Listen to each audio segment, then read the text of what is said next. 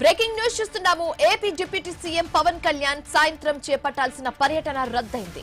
తన ఇష్టదైవమైన ఐఎస్ జగన్నాథపురంలోని లక్ష్మీ నరసింహస్వామిని దర్శించుకోవాల్సిన అనివార్య కారణాల క్యాన్సిల్ అయినట్లు తెలుస్తుంది.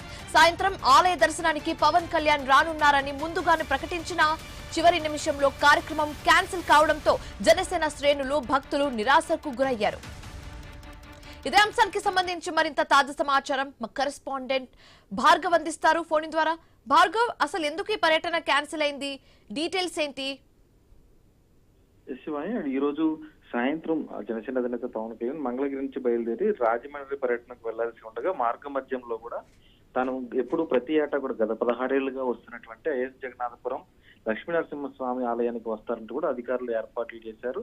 ఆలయంలో స్వామివారిని దర్శించుకుని అక్కడ అభివృద్ధి పనులు కూడా చూస్తారంటూ కూడా ముందుగా అంతా కూడా సిద్ధమైన పరిస్థితి ఉంది. అయితే అధికారికంగా పర్యటన కాదు, ఇది వ్యక్తిగత పర్యటన అంటూ మొదట నాయకులు చెప్పినప్పటికీ కూడా ఆ తర్వాత సడన్ గా కూడా పవన్ కళ్యాణ్ ఏదైతే ఈ ప్రాంతానికి వస్తున్నారనే సమాచారం ఉందో ఆ పర్యటన అంతా కూడా రద్దయిందంటూ కూడా వారు స్పష్టం చేయడం జరిగింది. ఎందుకంటే ఇటీవల కాలంలో పవన్ కళ్యాణ్ కాస్త అనారోగ్యానికి గురి కావడం, ఆ తర్వాత శస్త్రచికిత్స చేయించుకున్నారు. ఆ తర్వాత ఆరోగ్యం కోలుకున్న తర్వాత స్వామి దర్శనం కోసం వస్తారని కూడా అందరూ భావించారు.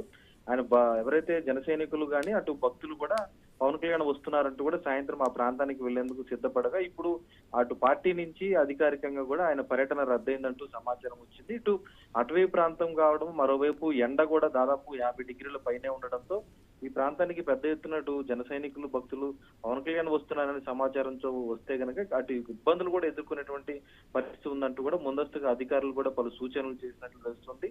ఈ తరుణంలోనే పవన్ కళ్యాణ్ ఇక్కడ రావాల్సినటువంటి పర్యటన వాయిదా వేసుకున్నారనేది మాత్రం ప్రస్తుతం పార్టీ వర్గాలు అయితే మనకు తెలియజేసింది. అయితే ఇక్కడ ఐఎస్ జగన్నాథపురం పర్యటన క్యాన్సిల్ అయినప్పటికీ కూడా నేరుగా ఆయన రాజమండ్రి వెళ్లి రేపు పుష్కరానికి సంబంధించినటువంటి ఏర్పాట్లు ఏవైతే ఉన్నాయో అవి చూసి పలు అభివృద్ధి కార్యక్రమాల్లో కూడా పాల్గొనబోతున్నట్లయితే మనకు సమాచారం అయితే తెలుస్తుంది. Shivani, right, thank you Bhargav.